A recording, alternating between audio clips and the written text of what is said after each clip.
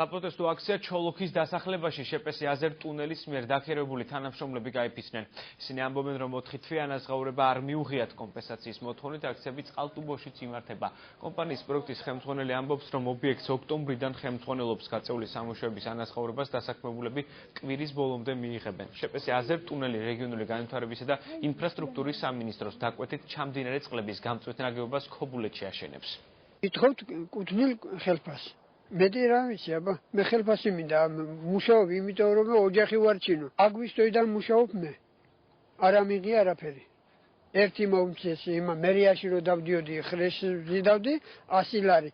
საჭმელის ფული. იგიც გევიგე მერე გამოგიქვით ესო. 2012 წლიდან ამ კომპანიაში ვარ, წესერად ხელფასი არ არის, წყალტუბოშიც მუშაობდით.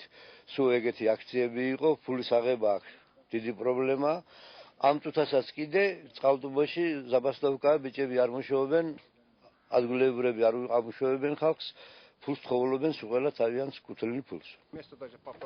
ჩვეულ რეჟიმში ვმუშაობთ, პრობლემებს მხოლოდ უამინდობა გვიქმნის. 2 კვირა არ ვიმუშავია, რადგან უხმარალებმა ტექნიკამ წყობრიდან გამოიყვანა, თუმცა მიუხედავად ამისა, შესრულებული სამუშაოებისთვის ანაზღაურებას დასაქმებულები 1 კვირაში მიიღებენ.